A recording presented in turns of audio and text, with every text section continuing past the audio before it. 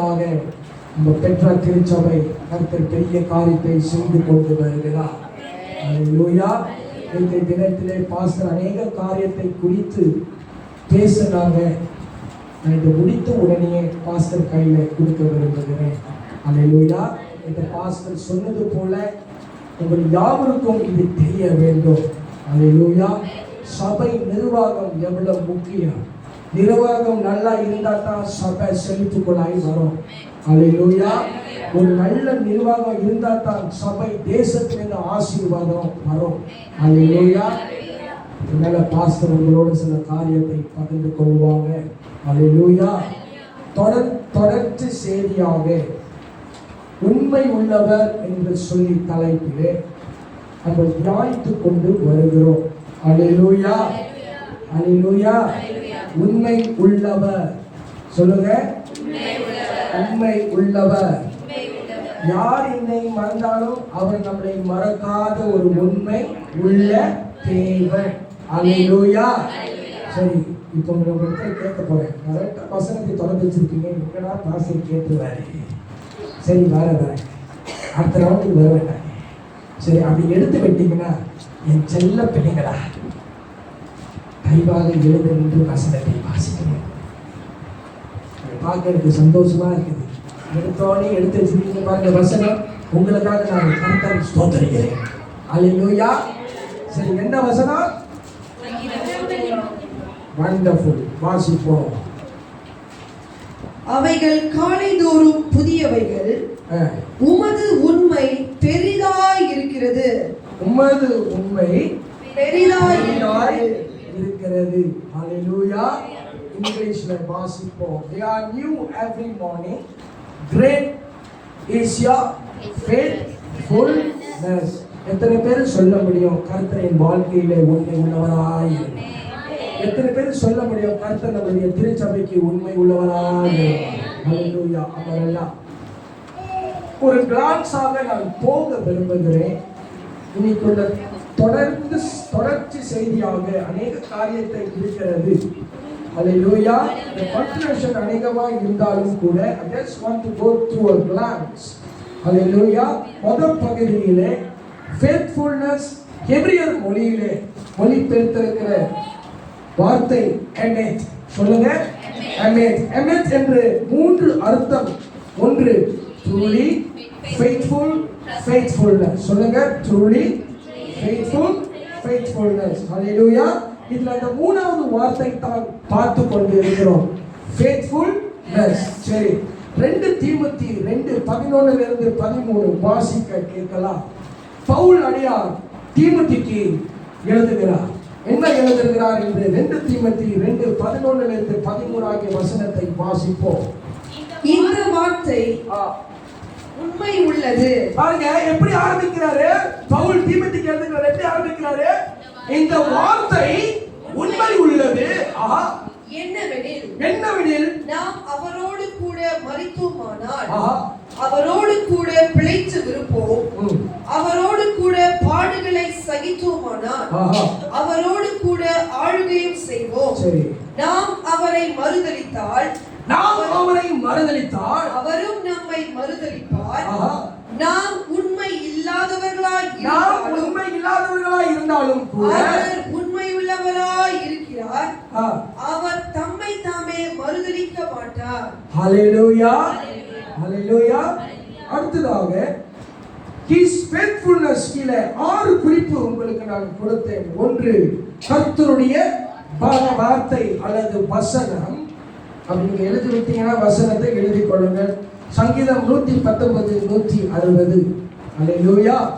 அடுத்தது உடன்படிக்கை covenant. உபாகமம் 7:9. ஐக்கியம் fellowship. 1 கொரிந்தியர் 1:9.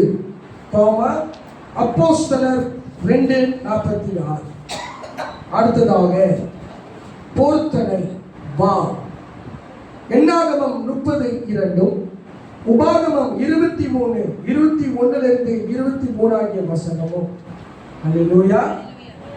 அடுத்ததாக கன்ஃபெஷன் 1 யோவான் 1:9. கடைசியாக தேவனுடைய சித்தத்தை செய்வது. எபேசியர் 6:5 ஆகிய வசனத்தை உங்களுக்கு நான் கொடுத்து விட்டேன். அல்லேலூயா. அது முதல் பகுதி. இரண்டாவது பகுதி, இந்த உண்மை உள்ளவர் நம்ம பார்க்கும் பொழுது வேதத்திலே கர்த்தர் மோசேக்கு உண்மையாய் இருந்தார். அல்லேலூயா.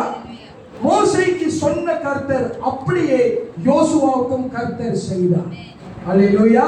நான் உங்களுக்கு சொன்னேன், யோசுவாவுக்கு இன்னொரு பேர் இருக்கிறது. என்ன பேர்? அவருடைய ஒரிஜின் நேம் ஹோஷேயா என்கிற ஒரு பெயர். எங்க எழுதப்பட்டிருக்கிறது? என்னாகமம் 13வது அதிகாரம் வசனம் 16. யோசுவா பெயர் அர்த்தம் உங்களுக்கு நான் கொடுத்தேன். என்ன அர்த்தம் இது? யோசுவா பெயர்னா என்னது? யாவே இஸ் சால்வேஷன், அல்லது God is my deliverer, அல்லது God is deliverer. ஹalleluya. அப்புறம் உங்களுக்கு நான் சொல்லி கொடுத்தேன், யோசுவா எந்த கோத்திரத்திலிருந்து வந்தாரு? எப்ராயிம். எப்ராயிம் யாருடைய மகன்? எப்ராயிம் யார் அவருடைய அப்பா? யோசேப்பு. அப்போ யோசேப்புல இருந்து எப்ராயிம்ல இருந்து நீங்க அப்படியே அவருடைய ஜீனியாலஜி பார்த்து வந்தீங்கன்னா யோசுவா வருகிறார். அதுக்கும் உங்களுக்கு வசனம் கொடுத்தேன். 1 நாளாகமம் 7:20-26. அப்புறம் யோசுவா எப்படிப்பட்டவர்? தேவன் ஞானத்திலே சிறந்தவராய் இருந்தார். எங்கு வாசித்தோம்? உபாகமம் 34:9. அது மட்டுமல்ல, யோசுவா அமலேக்கியரை ஜெயித்தான். அதுக்கும் உங்களுக்கு நான் வசனத்தை காட்டி கொடுத்தேன். யாத்திராகமம் 17:13. இது எல்லாவற்றையும் முக்கியம் இருந்தாலும், ஆனா யோசுவாக்குள்ள ஒரு தன்மை இருந்தது. என்ன தன்மை? கீழ்ப்படிகிறது. யோசுவா மோசேக்கு கீழ்ப்படைந்தான். அல்லேலூயா. மோசே சொல்லாமல் யோசுவா ஒரு காரியம் செய்ய மாட்டான். அல்லேலூயா. இது எல்லாவற்றிலும் இந்த யோசுவாக்குள்ள இருந்தது என்னது? ஒரு கீழ்ப்படிதல். அல்லேலூயா. அப்போ மோசே மரித்த பின்பு கர்த்தர் யோசுவாவை எழுப்புகிறார். அதே சொன்ன கர்த்தர், மோசேக்கு சொன்ன கர்த்தர் யோசுவாவுக்கு உறுதிப்படுத்தினார். அல்லேலூயா. சரி, அடுத்ததாக மோசேக்கும் யோசுவாவுக்கும் சிமிலாரிட்டிஸ் உங்களுக்கு நான் காட்சி கொடுத்தேன். எத்தனை சிமிலாரிட்டிஸ்? 7. கடகடன்னு சொல்றீங்க. ஃபர்ஸ்ட் சத்தம் வரணும். கர்த்தர் வெளிப்பட்டார் மோசேக்கும் யோசுவாவுக்கும். மோசேக்கு யாத்திராகமம் 3:2-4, யோசுவா 5:13-14. அடுத்தது பாதரட்சையை இருவர்களும் கழட்டி விட்டார்கள். யாத்திராகமம் 3:5, யோசுவா 5:15. அடுத்தது என்ன வசனம்? அடுத்தது பஸ்காவை இருவர்களும் ஆசீர்வதித்தார்கள். என்ன வசனம்? யோசுவா. அடுத்தது சுத்திகரிப்பு. யாத்திராகமம் 19:10, மோசே, யோசுவா 3:5. அடுத்தது அவ்வளவுதானே? இப்ப 2 பேரும் ஸ்பைன்ஸ் அனுப்புனாங்களா? லீவ் பார்க்க சொன்னாங்களா? எழுதி கொள்ளுங்க. மோசேக்கு என்னாகமம் 13:1-3, யோசுவா 2:1. இது எல்லாமே பார்த்தோமே. இன்னொரு காரியத்தை நம்ம விட்டுட்டோம். என்ன விட்டுட்டோம்? நீங்க விட்டுட்டீங்க, நான் விடல. மோசே செங்கடலை, யோசுவா இதுதான் எழுதி கொள்ளுங்க. நீங்க போய் அடுத்தது என்ன பார்த்தோம்? இப்ப மோசே கானானுக்குள்ள போக முடியல. இப்ப கர்த்தர் யாருக்கிட்ட சொல்றாரு? யோசுவா மட்டும் இல்ல, யோசுவோட படி யாரு? என்னங்க? யோசுவா, காலேபு. இப்ப கானானுக்குள்ள நுழையிறதுக்கு எது முதல்ல கடக்கணும்?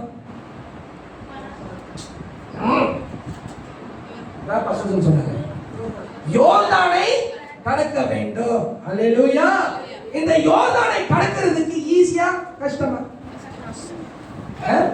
கஷ்டம். அல்லேலூயா. ஆனா கர்த்தர் கொடுக்கிறதுனால யோசுவாவும் இஸ்ரவேல் ஜனங்களும் யோர்தானை கடந்து போனார்களாம். யோர்தானை கடந்து போகிறதுக்கு எது முன்னாக போனுச்சு? சொல்லுங்க. Very good. கர்த்தருடைய உடன்படிக்கை பெட்டி. விட்டு போக முடியுமா? உடன்படிக்கை பெட்டி முடியாது. அங்க யோசுவா புஸ்தகத்துல நீங்க வாசித்து பார்த்தீங்கன்னா அங்க ஸ்பேஸ் கொடுக்கப்பட்டிருக்கிறது. அல்லேலூயா. இந்த உடன்படிக்கை பெட்டிக்கும் இந்த இஸ்ரவேல் ஜனங்களுக்கும் ஒரு ஸ்பேஸ் கொடுக்கப்பட்டிருக்கிறது. அப்ப எது போல போகணும்? உடன்படிக்கை பெட்டி. ஏன்னா அதுல கர்த்தருடைய சமூகம் இருக்கு. அல்லேலூயா. இப்ப நம்மளுடைய திருச்சபையில, நம்மளுடைய வாழ்க்கையில, நம்மளுடைய ஒவ்வொரு வாழ்வையில யார் போகணும்? கர்த்தருடைய சமூகம் முதலாவது போகணும். அப்படித்தான் நம்ம போகணும். அல்லேலூயா. நம்ம எந்த இடத்துக்கு போனாலும் கர்த்தரை கேட்டு, இது உங்களுக்கு சமாதானமானது, நான் போகிறதுக்கு உங்களுக்கு சித்தம் இருந்தா உங்க சமூகம் எனக்கு முன்பாக போகணும். அல்லேலூயா. உங்களுடைய சித்தம் இல்லைன்னா நான் இருந்தேன். அல்லேலூயா. அல்லேலூயா. நம்ம எல்லோருமே கர்த்தருடைய சித்தத்துக்காக வாஞ்சிக்க வேண்டும். அல்லேலூயா. அல்லேலூயா. யோசுவாவை பாருங்க, மோசே கேட்காம அவர் சாமதா இருந்தார். யோசுவா சாமதா இருந்தார். அவர் ஏதாவது கத்துக்கிட்டாரா மோசே கிட்ட? இல்ல. ஐயோ, தலைவர் இல்ல. ஆனா யோசுவா, ஐயோ நான் என்ன ஆண்டவரே செய்யுது? இப்ப யோசுவாக்குள்ள ஒரு பயம் வந்துருச்சு. என்ன வந்துருச்சு? இத்தனை படையை நான் கொண்டுட்டு போனவன் நான் எப்படி கொண்டுட்டு போகுது? சாதாரணமா அந்த இஸ்ரவேல் ஜனங்களை கொண்டுட்டு போகிறதுக்கான எனக்கு இல்ல. ஆனா யோசுவா 1:5 சொல்லுதே வசனம், பயப்படாதே யோசுவா, நான் உன்னோட இருக்கிறேன். அப்ப யோசுவாக்குள்ள என்ன வந்துருச்சு? ஒரு பயம். பாவம் செய்தா பயம் வரும். ஆனா யோசுவா இங்க என்ன செய்யறாரு? ஒண்ணுமே இல்லை. நான் என்ன செய்யறாரு? இவர்களை நான் எப்படி நடத்துவது? அதே மோசையோடு உடன்படிக்கை பண்ணின தேவன் தான் யோசுவாவுக்கு உண்மையாயிருந்தார். அல்லேலூயா. எல்லாம் பார்த்தோம். நம்மளுக்கு யோர்தானை குறித்து 3 காரியத்தை உங்களுக்கு நான் சொல்லிக் கொடுக்க விரும்புகிறேன். யோர்தான் என்றால் மறுரூபம். எழுதிக் கொள்ளுங்கள். யோர்தான் என்றால் மறுரூபம். இரண்டாவது, அசுசிகள் நீக்கிற இடம். அசுசி நீக்கிற இடம். மூணாவது, ரெஸ்டோர் பண்ணுகிற இடம். ஹல்லேலூயா. எழுதி கொண்டீங்கன்னா ஆமென் சொல்லுங்க. அப்படிலாம் இருக்கா பாஸ்டர்? அப்போ இயேசு எந்த நதியில ஞானஸ்நானம் எடுக்கப்பட்டாரு? Very good. மார்க் 1:9 வாசியுங்க. அந்த நாட்களில் எல்லோரும் எடுக்கணும். இதுக்கு உங்களுக்கு ஒரு சமரியா தான் கொடுத்துட்டு போகிறேன். ஏன்னா இன்னைக்குள்ள 2வது பாயிண்ட் மிகவும் ஆழமாக இருக்கிறது. அந்த நாட்களில் இயேசு கலிலேயாவில் உள்ள சரி நாசரேத்திலிருந்து வந்து யோர்தான் நதியில், எங்க இயேசு ஞானஸ்நானம் எடுக்கப்பட்டாரு? யோர்தான் நதியில் யோவானால் ஞானஸ்நானம் பெற்றார். ஹல்லேலூயா. இது புதிய ஏற்பாடு. பழைய ஏற்பாடு ஒருத்தன் இருந்தான், அவனுக்கு குஷ்டரோகம் வந்தது. யாரு? நாகமான். எடுத்துக்கொள்ளுங்கள் 2 ராஜாக்கள் 5:14. இங்க நாகமான் 7 வாட்டி முக்குறாரு, குஷ்டரோகம் அவனை விட்டு விலகி போனது. அதனால சொன்னேன், யோர்தான் என்றால் அசுசி நீக்கிற இடம். அல்லேலூயா. வாசிங்க. அப்பொழுது அவன் இறங்கி தேவனுடைய மனுஷன் வார்த்தையின்படியே யோர்தானில் 7 தரம் முழுகினார். யாருடைய சத்தம் நாகமான் கேட்டா? தேவ மனுஷனுடைய சத்தத்தை கேட்டு கீழ்ப்படிந்து யோர்தானில் 7 தரம் முழுகின போது, யோர்தானிலே 7 தரம் முழுகின பொழுது அவன் மாம்சம் ஒரு சிறு பிள்ளையின் மாம்சத்தை போல. எப்படி ஆகுதுன்னா, ஒரு குஷ்டரோகம் இருந்த மாம்சம் இப்ப எப்படி ஆயிடுச்சு? ஒரு சிறு பிள்ளையின் மாம்சத்தை, சிறு பிள்ளை மாம்சம் போல மாறி அவன் சுத்தமானான். அவன் சுத்தம் அல்லேலூயா.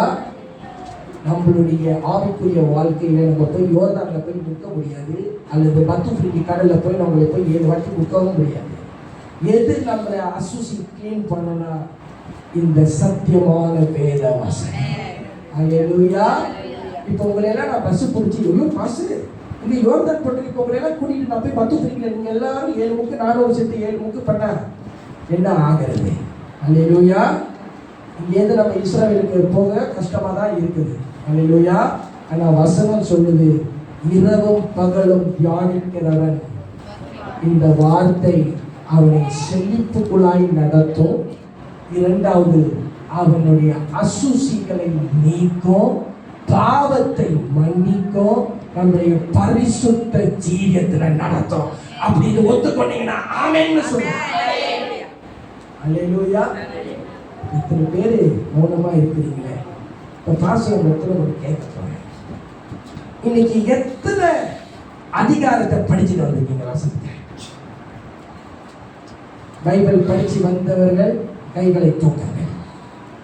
நான் படிக்கல பாஸ்டர் என்று சொல்லவர்கள் எத்தனை பேர் படிச்சுட்டு வந்திருக்கீங்க வேதத்தை?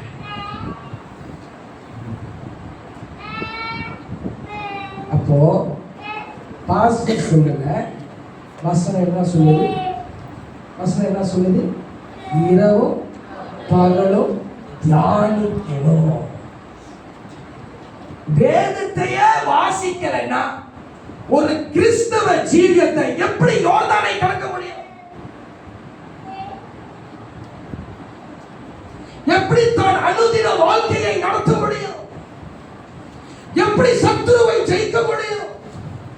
எப்படி தான் ஒரு நாளை கடக்க முடியும்? இது வெளிச்சம், இது தீவட்டி.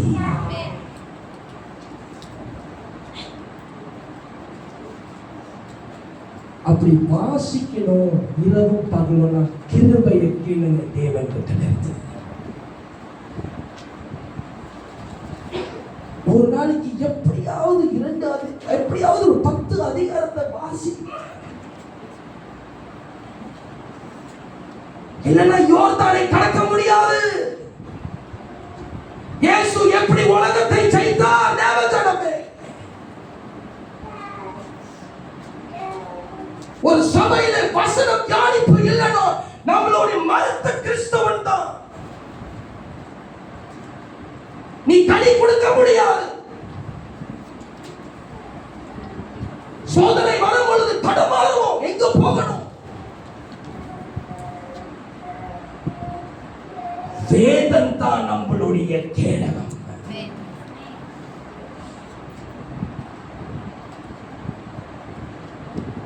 வசனத்தை வாசிப்போம். சத்திய வேதம் எவ்வளவு முக்கியம் என்று இந்த வசனத்தை பார்த்து தான் கற்றுக்கொள்ள முடியும்.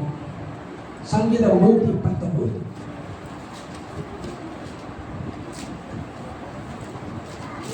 எஸ்ரா ஒரு வேத பாரகன். ஹல்லேலூயா. எஸ்ரா ஒரு வேத பாரகன். சங்கீதம் 119 அப்படி எடுத்தீங்கன்னா இந்த வசனம் உங்களுக்கு நன்றாய் தெரியும். 160 சங்கீதம் 119 160. உம்முடைய வசனம் சமூலமும் சத்தியம். உம்முடைய நீதி நியாயமெல்லாம் நித்தியம். அவருடைய வார்த்தை உண்மை உள்ளது,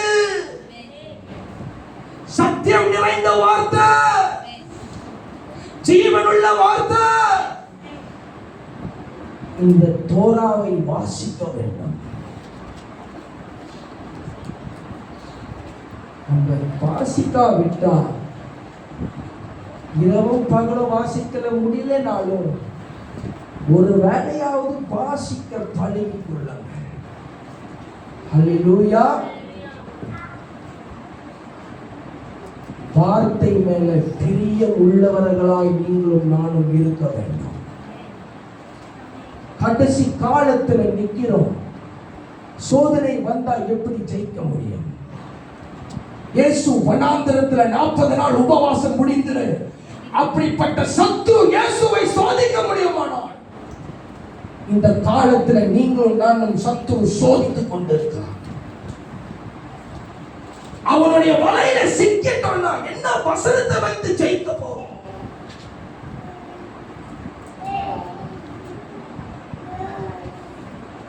இன்னைக்கு வசனம் சொல்லுது, கம்பீரമായ வார்த்தையை தியானியுங்கள். இயேசுக்குள்ள வசனம் இருந்ததனால சத்துருவை கர்த்தர் வெளுத்தார். நான் சொல்ற தேவஜனமே, நான் கற்றுக்கொண்டது இந்த சத்திய வேதம். ஒரு வாட்டி 2 வாட்டி படிச்சுல புரியலைனாலும் நீங்க படித்துக் கொண்டே இருந்தீங்கன்னா வெளிப்பாடு ரகசியங்கள் கர்த்தர் வெளிப்படுத்துவார். அல்லேலூயா. துக்கம் அடைகிறேன். ஒரு கிறிஸ்தவ ஜீவியத்துல நமக்குள்ள வசனமும் ஜெபமும் இல்லைனா இந்த ஒவ்வொரு நாட்களும் நம்ம கடக்க முடியாது. இந்த உலகம் கொடிய காலத்தில் இருக்கிறது. நம்மளுக்கு வைத்திருக்கிறான் கண்ணீர்.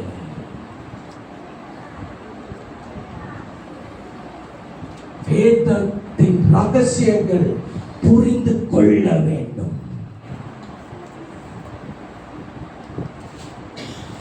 அல்லேலூயா. அடுத்ததாக உடன்படிக்கையை பார்த்தோம். உபாகமம் 7:9 வாசியுங்கள்.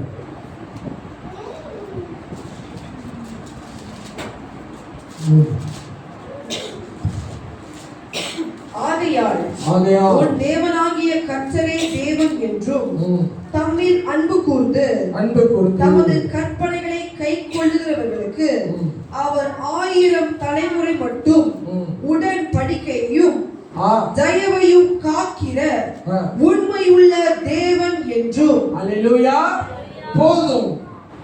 அடுத்ததாக உங்களுக்கு நான் சில உடன்படிக்கை லிஸ்ட் கொடுத்தேன். ஒன்று நோவாவின் உடன்படிக்கை. அடுத்தது எழுதவில்லை. அடுத்தது ஆபிரகாமின் உடன்படிக்கை. அடுத்தது மோசேயின் உடன்படிக்கை. அடுத்தது தாவீதின் உடன்படிக்கை. அடுத்தது புதிய உடன்படிக்கை எரேமியா தீர்க்கதரிசி எழுதுகிறார். அல்லேலூயா. அதிலிருந்து உங்களுக்கு ஒரு நபரை காட்டி கொடுத்தேன். அவர் யார்? ஆரோனின் குமாரன் பேர் யாரு? எலியாசர், பினகாஸ். அல்லேலூயா. பினகாஸ் என்ன பண்ணாரு? இந்த இஸ்ரவேல் ஜனங்கள் ஒரு கொடிய பாவத்தை செய்து விட்டார்கள். கர்த்தருடைய பார்வைக்கு அது ஆக்ரோஷமாக இருந்தது. ஆனா பினகாஸ் கூட என்ன வந்துச்சு? ஒரு வைராக்கியம் வந்து என்ன செய்கிறார்கள்? ஈட்டியை எடுத்து போய் குத்தி சாவடிக்கிறான். அப்ப கர்த்தர் என்ன பண்றாரு? ஒரு உடன்படிக்கை, சமாதானத்தின் உடன்படிக்கை. அல்லேலூயா. அது இருக்குதா பாஸ்டர்? வசனம் இருக்கு. என்னாகமம் 25:1-18 வீட்ல போய் தியானியுங்க.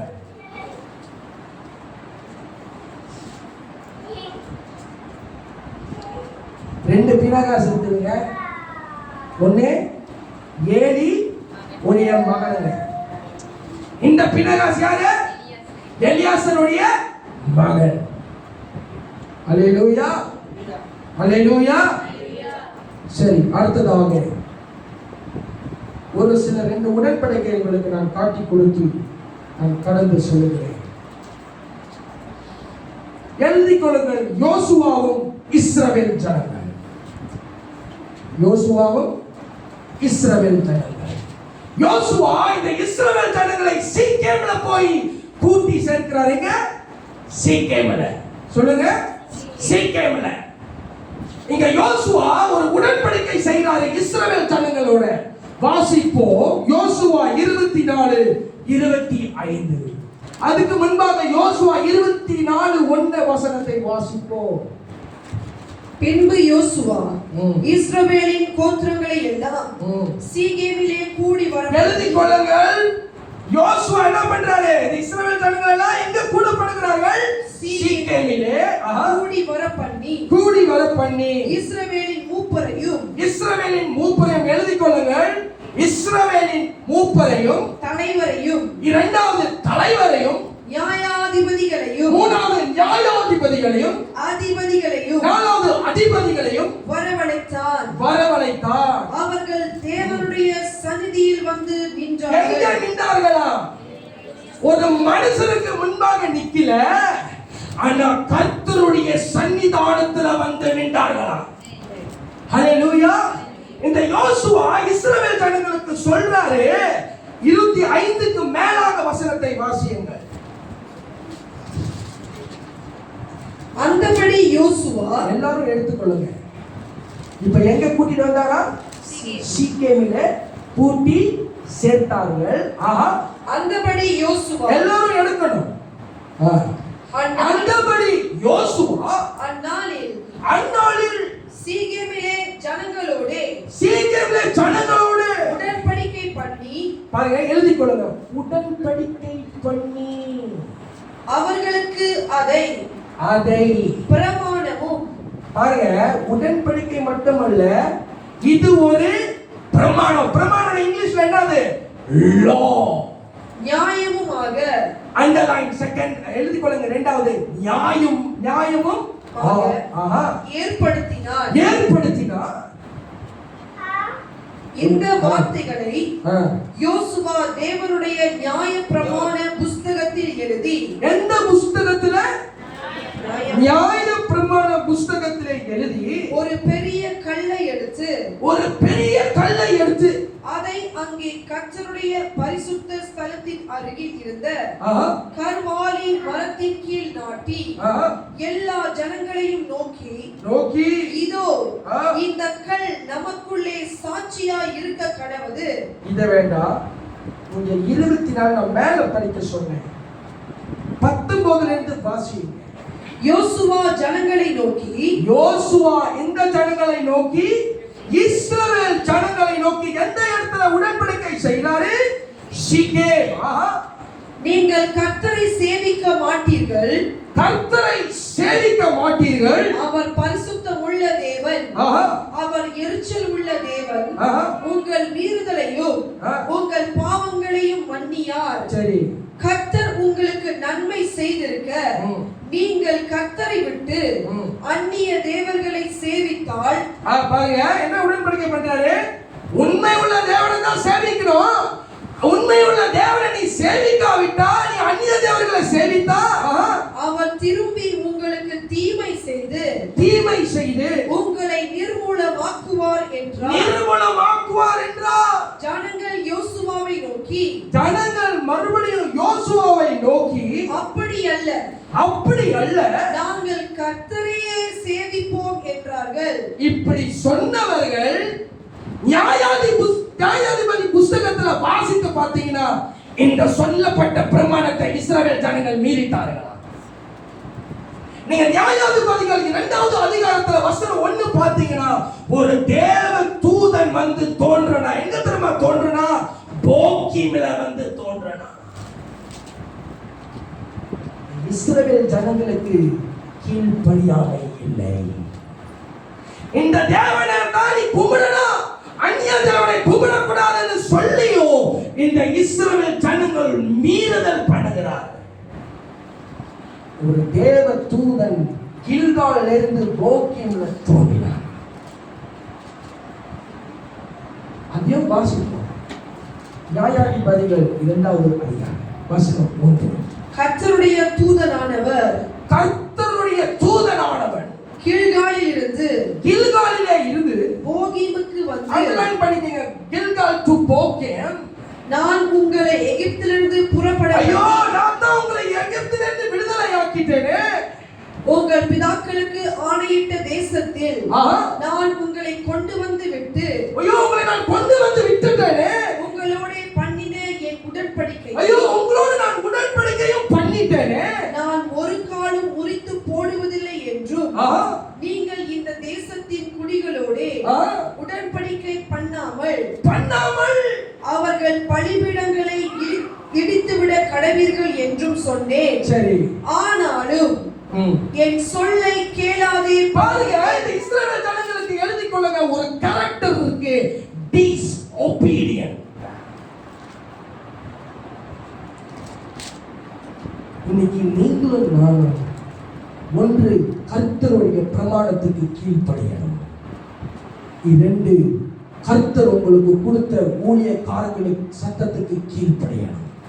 மூன்று, சபையினுடைய பிரமாணங்களுக்கு கீழ்ப்படியணும். ஹல்லேலூயா. இஸ்ரவேல் ஜனங்க அப்பப்ப அந்த டைமுக்கு கர்த்தர் செய்துட்டு அதற்கு உண்மையா இருக்குதுங்க. ஐயோட வணங்க மாட்டேன். ஆனா என்ன செய்யுதுங்க? இந்த கீழ்ப்படியாமை இப்ப மட்டும் இல்ல, எகிப்துல இருந்து அவங்களுக்குள்ள இருந்திருக்கிறது என்று சொன்னார். Very simple. God has given them an instruction. Follow, but they disfollow. Disobey. இன்னைக்கு ஏன் தெரியுமா நிறைய பேர் நீங்களும் நானும் விழுந்து போறோம், செழிப்பு வர மாட்டேங்குது? கீழ்ப்படியாமை. We cannot obey to one instruction. Very simple.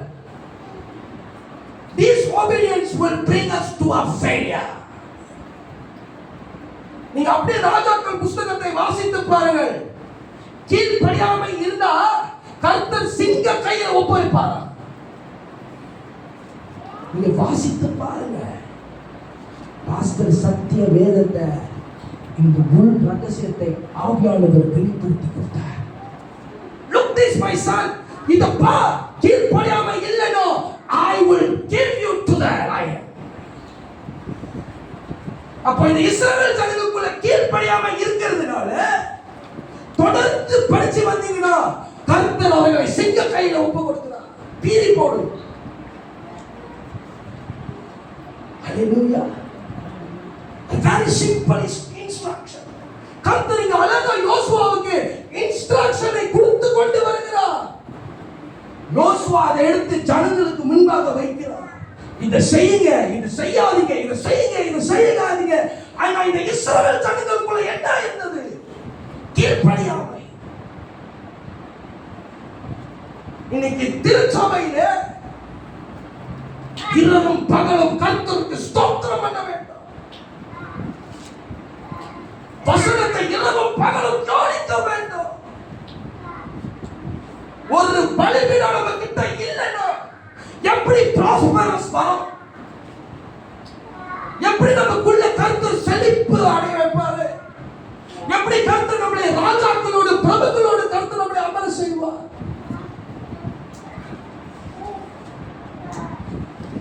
ஹalleluya. யோசுவா 1:8 வசனம் என்ன சொல்லுது? யோசுவா அதை வாசித்ததுனால அவன் சகலத்தையும் ஜெயித்து கொண்டான். எரிகோவை ஜெயித்தான், ஆய் பட்டணத்தை ஜெயித்தான். தொடர்ந்து அத்தனையோ ராஜாக்களையும் அவன் வெளுத்து சென்றாங்க. என் கர்த்தர் யோசுவாவுக்கு செய்தது நம்மளுக்கு செய்ய மாட்டாரா? செய்வாரு. இந்த பின்னை பட்டணத்துல கர்த்தர் நம்மளை கொண்டு செய்ய போகிற காரியம் பயங்கரமாக இருக்க போகிறது. ஆனா நம்ம முதல்ல எதுல கீழ்ப்படியணும்? வேதத்தை சொல்லுகிற வார்த்தைகள் எல்லாம் கீழ்ப்படிய வேண்டும். There is no way in, there is no way out. If you want my spiritual life to be prosper, I have to spend time in the word of God.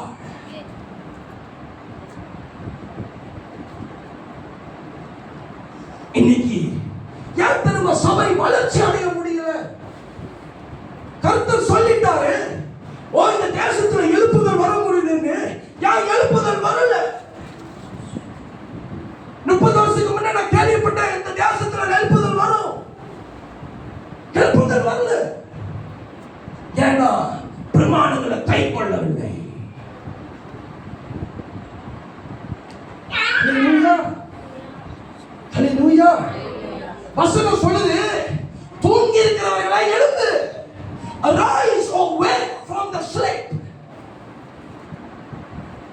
இன்னைக்கு சபை தூங்கி கொண்டிருக்கிறது.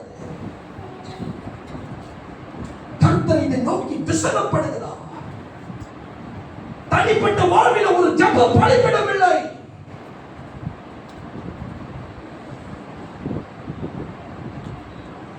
அவர் எப்படிங்க உண்மை உள்ளவராய் இருப்பார்? எப்படிங்க கர்த்தர் உங்க மேல வந்த தரிசனத்தை எப்படி கர்த்தர் ஃபுல்ஃபில் பண்ணுவாரு? கோபுரம் மாதிரி வைத்திருக்கலாம், ஒரு டவர் மாதிரி. ஐயோ, இந்த தரிசனம் எனக்கு ஃபவுண்டேஷனே இல்லாம எப்படிங்க கோபுரத்தை கட்ட முடியும்? எப்படிங்க ஒரு தாளான டவரை கட்ட முடியும்? கர்த்தர் நமக்கு கொடுத்த simple instruction, meditate the word day and night, follow the command. 10 கட்டளை மட்டும் மோசேக்கு கர்த்தர் கொடுக்கலங்க. நீங்க அப்படியே யாத்திராகம உபாகமத்தை வாசித்து பார்த்தீங்கன்னா அநேக பிரமாணங்கள் கட்டளைகளை கர்த்தர் கொடுத்தோம். ஜனங்கள், இஸ்ரவேல் ஜனங்கள் மீறுதுங்கடா. நீங்களும் நானும் ஆவிக்குரிய இஸ்ரவேலர்கள். ஹல்லேலூயா, ஹல்லேலூயா.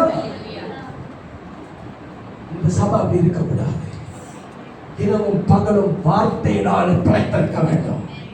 ஒருத்தவங்க கிட்ட வருவாங்க, இன்னைக்கு ஆறுதல் கேட்க ஒரு புறத்தாதி உங்களை தேடி வரும், எனக்காக ஒரு ஆறுதல் ஜெபம் பண்ணுவியா? நீங்க ஜெபிக்கணும். எப்ப ஜெபிக்கணும்? உங்களுக்குள்ள கர்த்தருடைய வசனம் வெளிப்படணும். இன்னைக்கு ஒருத்தங்க மறைத்து பிழைத்துக்கும், ஐயோ மறுத்து போகிறாரு ஒரு செய்தி வருது. ஹலோ, மறுத்து போன லாசருவை கர்த்தரை எழுப்பினாங்க. ஸ்மித் வெகல்ஸ்வர்த் ஒரு வல்லமையான ஒரு ஊழியக்காரர், எத்தனையோ மருத்துவர்களை எழுப்பினார். ஏன் தெரியுமா? அவரோட ரகசியம் என்ன தெரியுமா? Every 15 minutes he meditate in the word of God. If God can do such a mighty thing in your life, ஏன் கர்த்தர் நம்மளுக்கு செய்ய மாட்டாரா? செய்யணும். ஏன் தெரியுமா?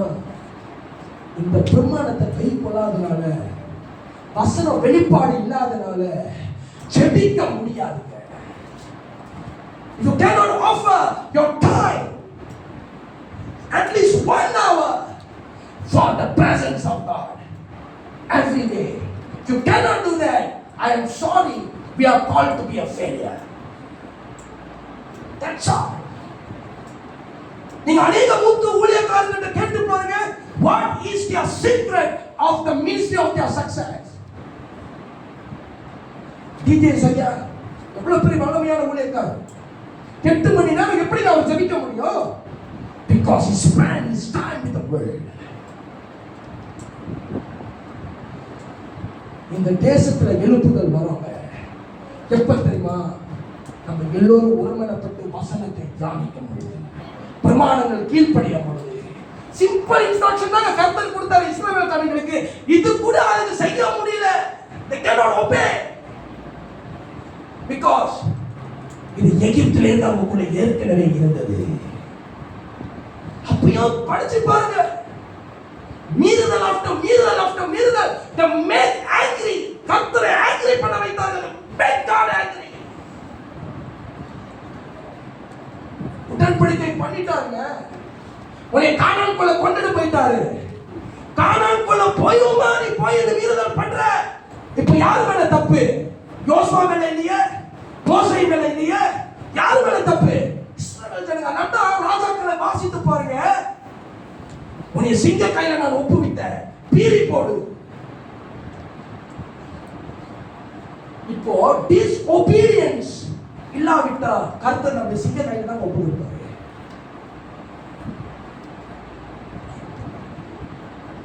கிறிஸ்து எனக்கு ஜீவன், சாவு எனக்கு ஆதாயம். நம்மளுக்கு கிறிஸ்து தான் நம்மளுக்கு ஜீவனாய்.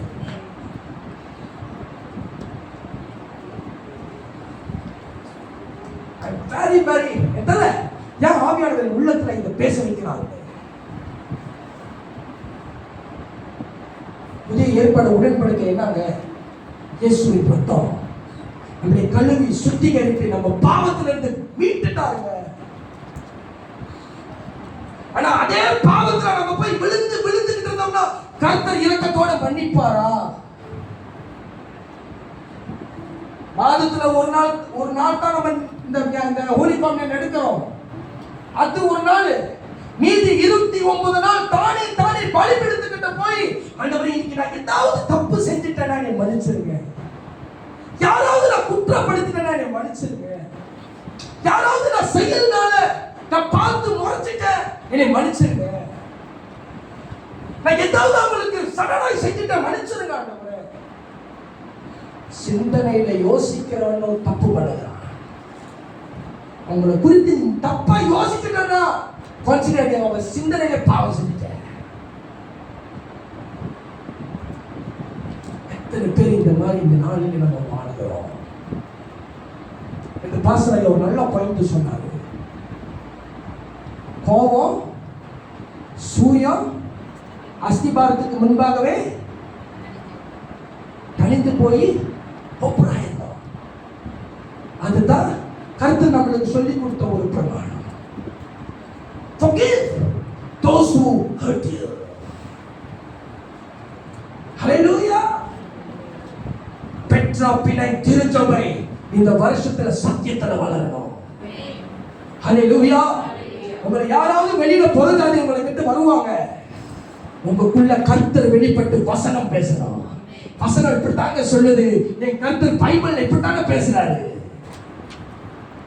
அப்புறம் எப்படிங்க கர்த்தருடைய வார்த்தை நம்மளுக்கு தீபமாகும்? எப்படிங்க கர்த்தருடைய வார்த்தை ஒரு தீவெட்டி ஆகும்? எப்படிங்க கர்த்தருடைய வார்த்தை இருமும் இருமும் கட்டணும் நம்மளுடைய போன்றவர்கள் போவோம். இப்படி இடிச்சு இப்படி தாங்க வரலாம் போடுக்கு போவாங்க. அல்லேலூயா. இயேசுக்குள்ள இருந்த வார்த்தைனால தான் லாசருவை எழுப்ப முடியுது. இயேசுக்குள்ள இருந்த வார்த்தைனால தான் கண்ணு தெரியாதவன் கண்ணு தெரியுது. இயேசுக்குள்ள வார்த்தை இருந்தனால தான் செவி கேட்க முடியாதது செவி கேட்க வைத்தாரு. எத்தனை பேருக்குள்ள இந்த மாதிரி ஒரு வைராக்கியம் வேண்டும், ஒரு இன்ஸ்டன்ட் ஹீலிங் நடக்கணும். அது தாங்க நம்மளுக்கு அறிகுறி. நம்ம செய்யற ஊழியம் கரெக்டான ட்ராக்ல போயிட்டு இருக்கிறது. நம்ம எல்லோருமே இந்த சபை பாசம் சொன்னாரு, நான் ஒத்துக்கிட்டேன். இது வெறும் கட்டடம் தான். நீங்களும் நானும் தாங்க சபை. நீங்களும் நானும் தான் சபை. இங்க ஆவியானவரை துக்கம் பண்ணிட்டீங்கன்னா அவர் விலகி போயிடுறாரு. தேவ பிரசன்னம் உணர முடியாது. ஒரு அப்படியே ஒரு பரண்ட நிலமை தான் இருக்கும் ஆவிக்குரிய வாழ்க்கை. ஒரு முன்னேற்றம் வராது. அப்படி வேண்டாம் நம்மளுடைய வாழ்க்கை. கிறிஸ்துவின் அஸ்திபார சபையில கட்டப்பட்டோமானால் வசனத்திலும் கட்டப்பட வேண்டும். அல்லேலூயா. அடுத்ததாக உங்களுக்கு நான் பீனகாசை காட்டி கொடுத்தேன், யோசுவாவும் இஸ்ரவேல் ஜனங்களை காட்டி கொடுத்தேன். புதிய ஏற்பாடு சபைக்கு கர்த்தர் என்ன பேசுகிறார்? இந்த வருஷத்தினுடைய வாக்குத்தத்த வசனத்தை வாசிப்போம். ஏசாயா 45:17. 3 நித்தியம் இருக்குது. இந்த 3 நித்தியத்தை நமக்குள்ள உள்வாங்கிக்க போறோம். ஏசாயா 45:17. இஸ்ரவேலோ கர்த்தராலே நித்திய ரட்சிப்பினால் எழுதிக் கொள்ளுங்கள். ஃபர்ஸ்ட் அந்த கர்த்தர் இயேசுவை ஏற்றுக்கொண்டபடியினால் நமக்குள்ள ஃபர்ஸ்ட் என்ன வந்தது? நித்திய ரட்சிப்பு. அதுதான் புதிய ஏற்பாடு சபைக்கு உங்களுக்கும் எனக்கும் கர்த்தர் ஒரு உடன்படிக்கை பண்ணுகிறார். நித்திய ரட்சிப்பு. இரண்டாவது 1 யோவான் 5:11.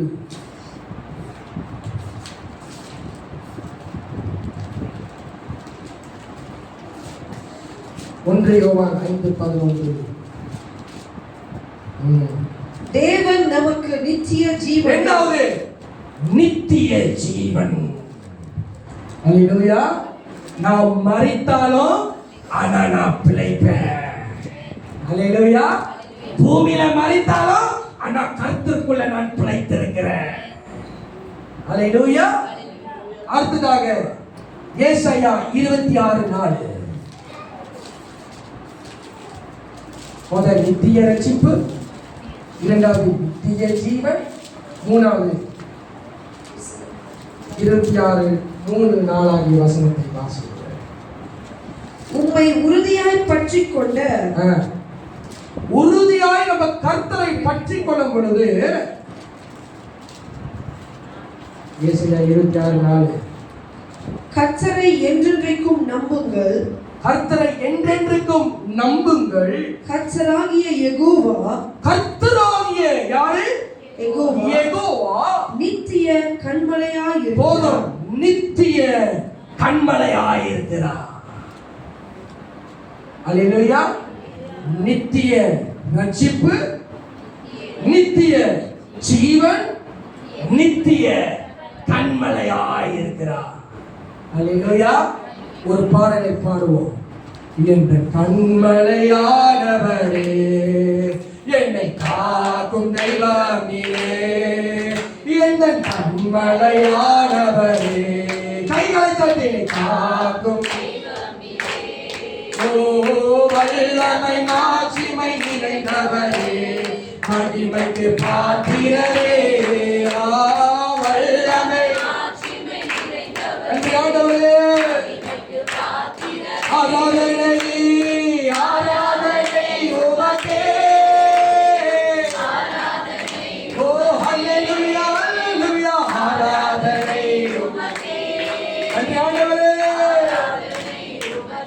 எந்த பலவீன நேரங்களில் உம் கிருபை கண்டீரையா, எந்த உங்க கிருபை இயேசு இயேசு ராஜாய் பலனாகி, எதற்கும் பயமில்லையே. இயேசு எதற்கும் பயமில்லையே. ஆராதனை உமக்கே, ஆராதனை ஆராதனை ஆராதனை ஆராதனை நன்றி ஆண்டவரே. ஆராதனை எந்த கண்மலையானவரே, என்னை காக்கும் தெய்வம் நீரே, எந்த கண்மலையானவரே, என்னை காக்கும் தெய்வம் நீரே. இயேசு ராஜாயின் பலனாகி, எதற்கும் பயமில்லையே. இயேசு எதற்கும் பயமில்லையே. ஆராதனை ஓ ஆராதனை ஆராதனை உமக்கே. ஆராதனை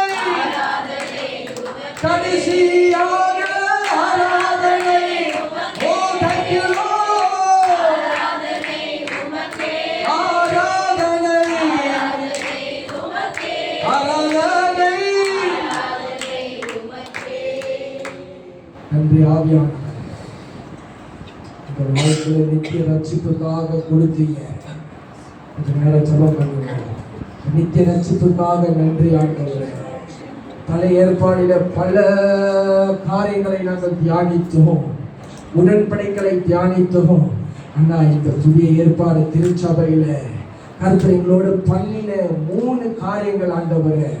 ஒன்று, எங்களுக்கு நித்திய ரட்சிப்பை கொடுத்ததுக்காக கர்த்தரை ஸ்தோத்திரம் பண்ணுவோம். இந்த ரட்சிப்புக்காக கர்த்தரை ஸ்தோத்திரம் பண்ணுவோம். இயேசு கிறிஸ்து நம்மளுக்காக மரித்து 3ஆம் நாள் உயிரோடு எழுந்தாரே. அவர் சிந்தின ஒவ்வொரு ரத்தமும் நம்ம பாவத்திலிருந்து பரிகுலிலிருந்து கர்த்தர் நம்மளை மீட்டாரே. அந்த நித்திய ரட்சிப்புக்காக கர்த்தரை ஸ்தோத்திரம் பண்ணுவோம். அந்த நித்திய வாழ்வுக்காக கர்த்தரை ஸ்தோத்திரம் பண்ணுவோம்.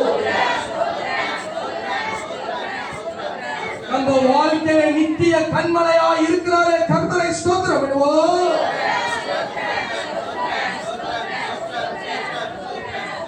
ஆமென். ஹல்லேலூயா.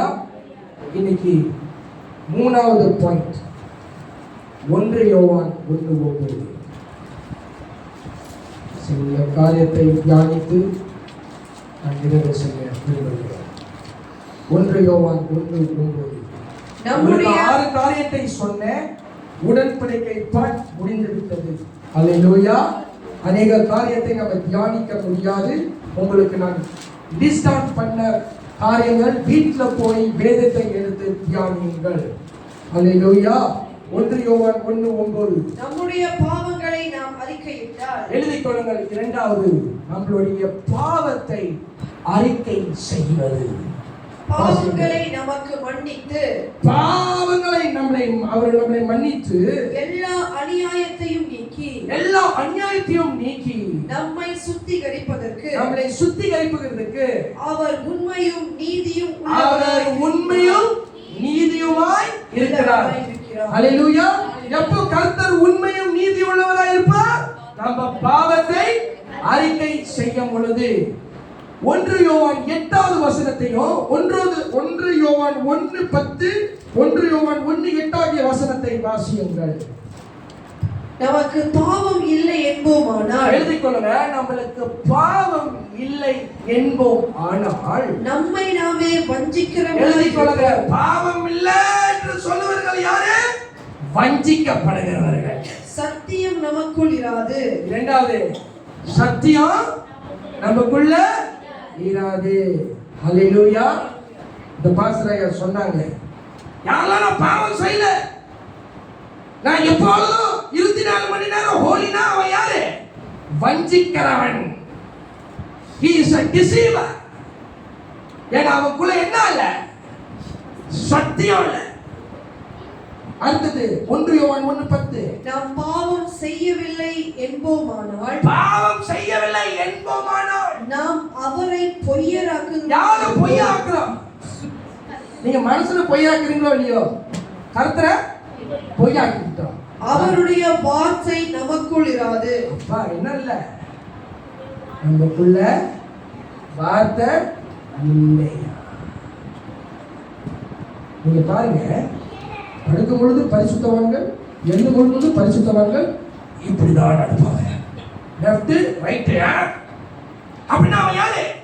அவன் கர்த்தரை பொய்யாக்குறவன், அல்லது அவன் ஒரு வஞ்சிக்கிறவன். அவனுக்குள்ள என்ன இல்ல? சத்தியம் இல்ல, வார்த்தை. அதனால 1 யோவான் 1:9 என்ன சொல்லுது? பாவத்தை அறிக்கை செய்ய வேண்டும். ஹல்லேலூயா. கிரேக் பாஷையிலே ஹோமோ லோகியோ என்கிற ஒரு வார்த்தை எழுதப்பட்டிருக்கிறது.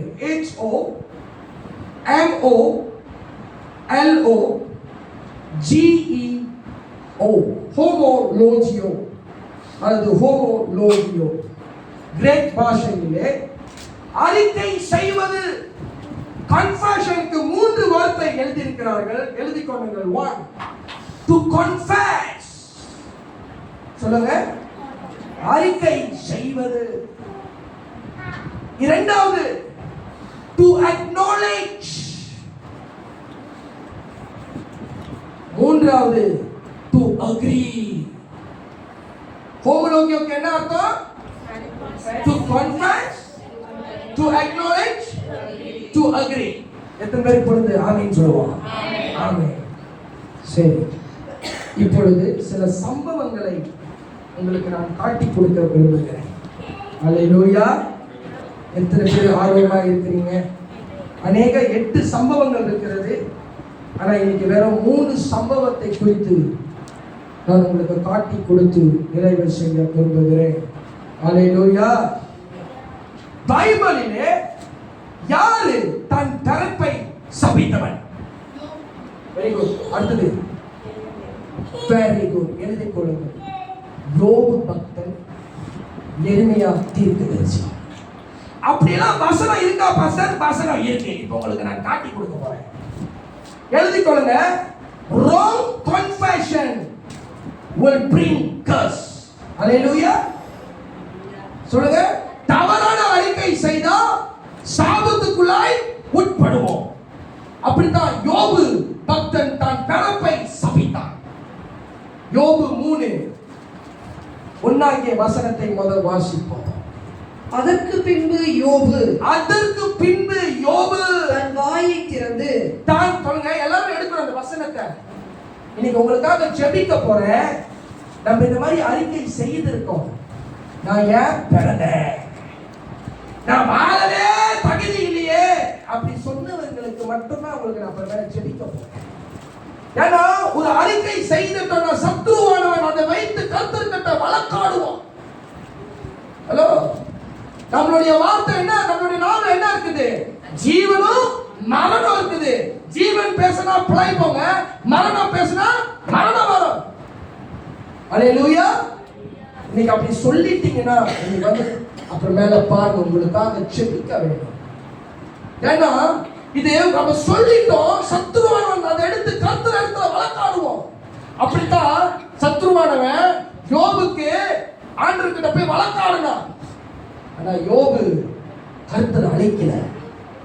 கர்த்தர் மறுபடியும் இறந்தத கர்த்தர் ரெஸ்டார் பண்ணாரு. அல்லேலூயா. யோபு 3:1.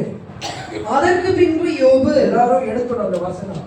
தன் வாயை திறந்து என்ன திறந்தாங்க? தன் வாயை திறந்து தான் பிறந்த நாளை சபித்து தான் பிறந்த நாளை சபித்தானாங்க யோபு. வாசிங்க. வசனித்து சொன்னது என்னவென்றால், என்ன தெரியுமா சொன்னாங்க? எழுதிக் கொள்ளுங்க. நான் பிறந்த நாளும் எழுதுங்க. நான் பிறந்த நாளும் ஒரு ஆண் பிள்ளை உற்பத்தி ஆயிற்றென்று சொல்லப்பட்ட ராத்திரியும் அழிவதாக. என்ன சொல்றாங்க? அழிவதாக. அடுத்தது 3வது வசனம், யோபு 3:3. நான் பிறந்த நாளும் ஒரு ஆண் பிள்ளை உற்பத்தி ஆயிற்றென்று சொல்லப்பட்ட ராத்திரியும் அழிவதாக. சொல்லப்பட்ட ராத்திரியிலும் அழிவதாக. யோபு 3:11. நான் கர்ப்பத்தில் தானே அழியாமலும் கர்ப்பத்திலிருந்து புறப்படுகிற போதே பூமியிலிருந்து புறப்படுகிற போதே சாகாமலும் போனதென்ன. சாகாமலும் போனது என்ன சொல்றாரு? நம் சாம உள்ளுக்கே செத்திருக்கலாமே. ஏன்னா அவனுக்கு வந்த சோதனை அப்படி. இன்னைக்கு எத்தனை பேர் அந்த மாதிரி செய்திருப்போம்? செக் பண்ணி பாருங்க. ஒரு சூழ்நிலை நம்மளுக்கு நேரிடும் பொழுது நாம் வாழ்ந்திருக்கவே கூடாது. நம்ம சாம சத்ருன்னு சொல்லிட்டீங்கனாலே சத்ருவானவன் அதை வைத்து வழக்காடுவான். Don't play. ஏன்னா நம்மளுடைய நாவல ஜீவனும் மரணமும். ஜெரமியா தீர்க்கதரிசி தன் பிறப்பை சபித்தாரா? வாசிப்போம். 20:14. ஜெரமியா 20:14. தவறான அறிக்கை செய்வது நம்மளுடைய சூழ்நிலை கண்டா செய்திருந்தோம். ஆனா அது நம்ம சரீரத்திலேயோ அல்லது நம்மளுடைய சிச்சுவேஷனோ நம்ம வாழ்ற நேரிடும் பொழுது நம்ம நாளும் மேற்கொள்ள முடியல. யார் தெரியுமா? சில தவறான அறிக்கை செய்யும் பொழுது கர்த்தர் அதுக்கு மனம் இறங்க மாட்டாரு. அன்லஸ் நம்ம உணர்ந்து நான் தவறு செஞ்சுட்டேன் ஆண்டவரே, என்னைய மன்னிச்சிருங்க, இப்படி நான் பேசிட்டேன், இப்படி நான் சொல்லிருக்க கூடாது, என் நாவில இருந்து வந்துருச்சு ஆண்டவரே, என்னைய மொத்த சுத்திகரிங்க. நான் பிறந்த நாள் படிங்க. சபிக்கப்படுவதாக. ஜெரமியா தீர்க்கதரிசி சொல்றாரு, நான் பிறந்த நாள் சபிக்கப்படுவதாக. சபிக்கப்படுவதாக. என் தாயார் என்னை பெற்ற நாள், தாயார் பெற்ற நாள் ஆசீர்வதிக்கப்படாதிருப்பதாக. பாருங்க என்ன சொல்றாரு. ஒரு தாய்க்கு தானே தெரியும் அது பெற்று எடுக்கிற வழி. தன் தாயாரை சபிக்கிறார். சொந்த பிறப்பை சபிச்சிட்டா, தாயாரையும் சபிக்கிறார். கர்த்தர் தாங்க நம்மளுக்கு ஜீவனை கொடுத்து உட்கார வச்சிருக்கிறாரு. தன் தாயார் தன் கர்ப்பத்தை வழியை சுமக்கிறது வேதனை. பெற்று எடுக்கிறாங்களே, அப்பதாங்க அவங்களுக்கு ரிலீஃப் வரும். 9 மாதம் உள்ளுக்கு இருந்து ஐயோ வெளியே வரும் பொழுது எனக்கு ஒரு தூக்கிஷம். பிறந்து வந்து தன் தாயாரின் அகப்பட போய் அது அரவணைத்து முத்தம் கொடுத்து கிஸ் பண்ணுவாங்க. ஆனா நம்ம ஒரு பாயிண்ட் வளர்ந்ததுக்கு அப்புறம் நான் ஏன் பிறந்தேன், நான் ஏன் வாழணும், நான் வாழ்றதை விட செத்துக்கலாமே அப்படி சொல்லிட்டீங்கன்னா இன்னைக்கு கர்த்தர் சமூகத்துல நீங்க மன திரும்ப வேண்டும். அப்படி நீங்க அதை செய்யலைன்னா சத்ரு உங்களை பாதித்துக் கொண்டுதான் இருப்பான்.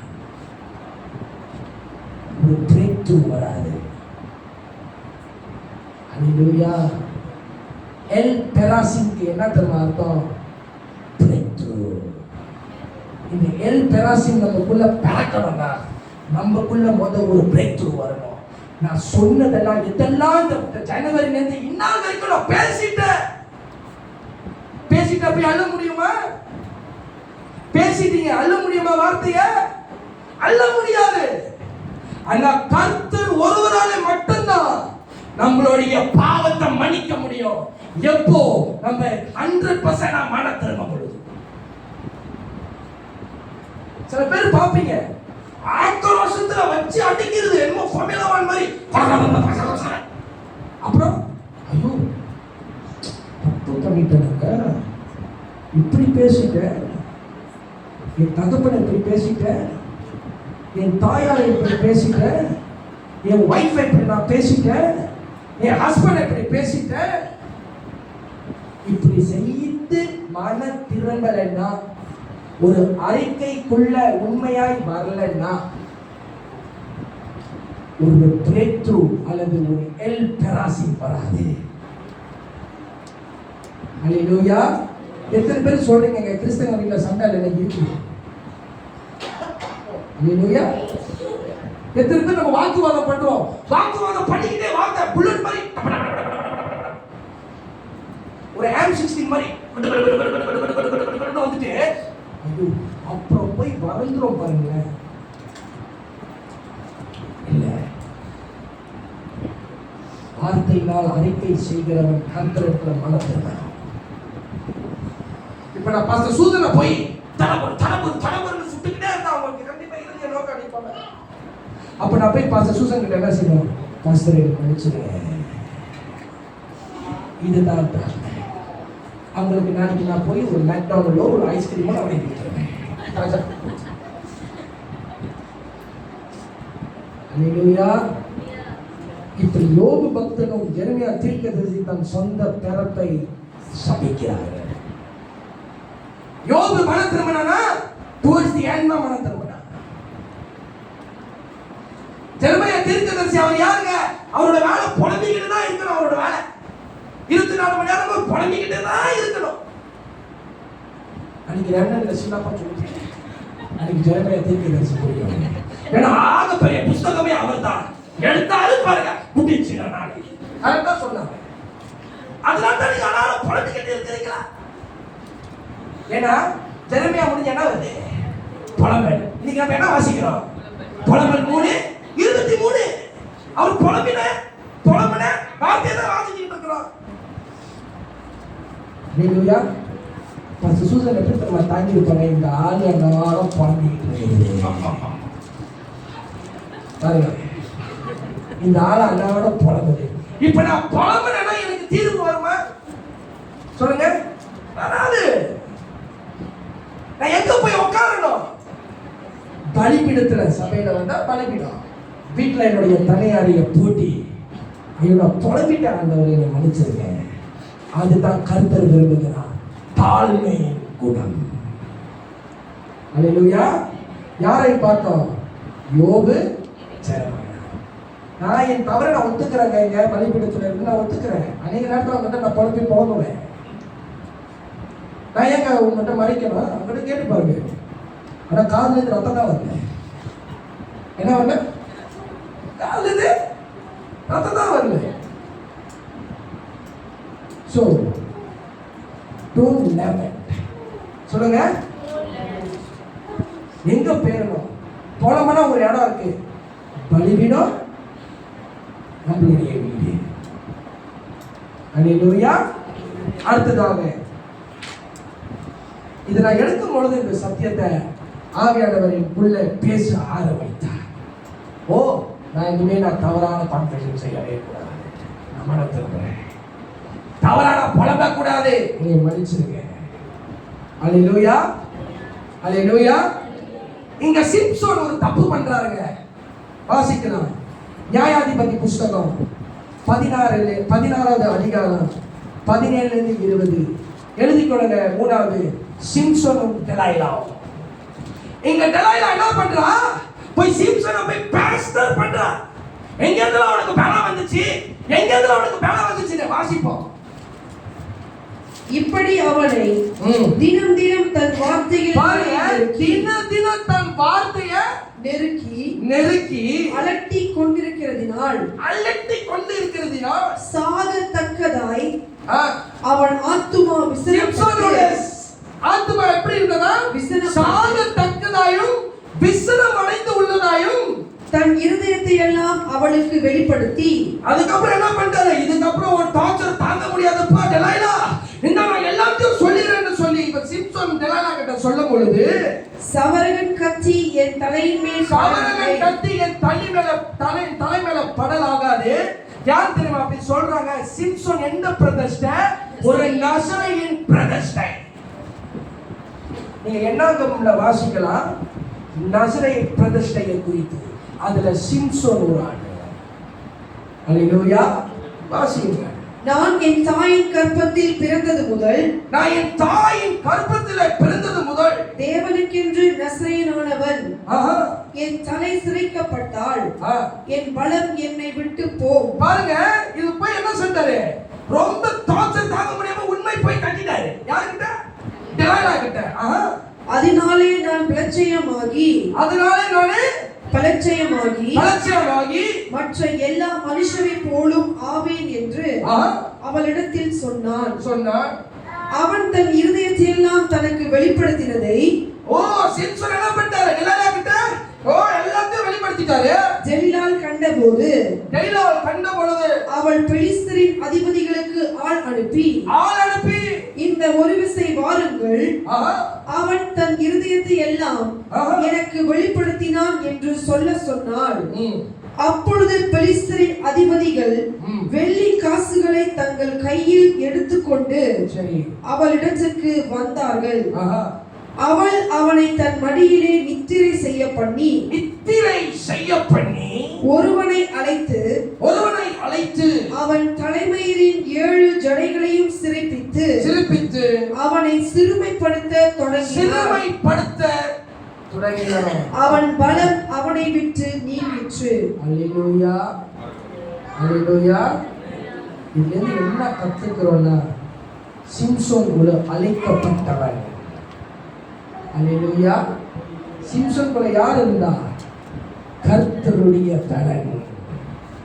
டெலைலா யாரு? வெளி உள்ளவள். இங்கிருந்து ஒரு வெளிப்பாடு வருகிறது. அந்நியர் கூட நம்ம போய் சேர்ந்தா, அவர்கள் கூட ஒரு ஐக்கியம் நம்ம வைத்திருந்தா, அல்லது இந்த உலகத்தை நம்ம சிநேகித்தா, உலகத்தின் காரியங்கள் இச்சை கொண்டா, கர்த்தருடைய பலன் நம்மை விட்டு மெதுவாய் போய்விடும். அல்லேலூயா, அல்லேலூயா. அல்லது உலகத்தின் காரியங்கள் எனக்கு ஆசையா இருக்கிறது. இந்த தெலீலா அறியாமல் வருவார்கள் நம்ம இடத்திலே. நம்ம கிட்ட ஒரு ரகசியம் இருக்குது, அது நம்ம வெளிப்படுத்தக்கூடாது. இங்க சிம்சோன் வெளிப்படுத்தினதுனால டெலைலா போய் அந்த பிலிஸ்தர் கிட்ட சொன்னதுனால 3வது நபர் யாரு? பிலிஸ்தியர். அல்லேலூயா. நான் சொல்றேங்க, நீங்களும் நானும் ஒரு விலைக்கரத்தை செலுத்துறோம். யாருக்காக? கர்த்தருடைய ராஜ்யத்திற்காக. நம்மளுக்கு இந்த உலகம் நம்மளுக்கு வேணாம். இந்த உலகம் நம்ம கிட்ட வந்து கேட்கும், ஒரு ரகசியத்தை சொல்லு. நம்ம ஒரு காரியத்தை போய் சொல்லுவோம், அது போய் தவறாய் போய் முடிந்துடும். அப்போ நமக்குள்ள என்ன வந்துடும்? கர்த்தருடைய பலன் நம்மளை விட்டு விலக ஆரம்பிக்கும். இந்த உலகத்தின் காரியங்கள், சிற்றின்பங்கள், உலகத்தின் ஆசா பாசங்கள் நம்மளுக்கு வேண்டாம். உன் பலனை நீ காத்துக்கொள். கர்த்தருடைய சமூகத்தை நீ காக்க வேண்டும். கர்த்தருடைய சமூகம் சீப்பானது காரியம் அல்ல. கர்த்தருடைய சமூகம் வெளியேறப்பட்டது. நீங்களும் நானும் அதை காத்துக்கொள்ள வேண்டும். திருச்சபை அதை காத்துக்கொள்ள வேண்டும். சிம்சோன் எத்தனை பேருக்கு ஜெயித்தான்? சிங்கத்தை ஜெயித்தான். கடைசியா கர்த்தருடைய பலன் அவங்களுக்குள்ள வந்ததுனால பெலிஸ்தரோட அவன் செத்து போனாங்க. அவளை ஒரு வேடிக்கை பொருளாய் ஆக்கி விட்டார்களா? தன் கண்ணை பிடுங்கி இந்த பெலிஸ்தர்கள் என்ன செஞ்சாங்க? சிம்சோன் கண்களை பிடுங்கி அவளை ஒரு வேடிக்கை பொருள். நம்ம இந்த உலகத்துக்கு ஒரு வேடிக்கை பொருள் அல்ல. இந்த உலகத்துக்கு நீங்களும் நானும் வெளிச்சம் உள்ளவர்களாக இருக்க வேண்டும். We must realize that we must guard the presence of God. Hallelujah. ஒன்னியத்தான் நம்முடைய ஆப்ஜெக்டிவ் மைண்ட்ல இருக்கணும். அழிந்து போன ஆத்மாக்களுக்கு என்னை உபயோகப்படுத்துகிறாங்க. இந்த சமூகம் நம்ம பெருகிறோம் தெரியுமா?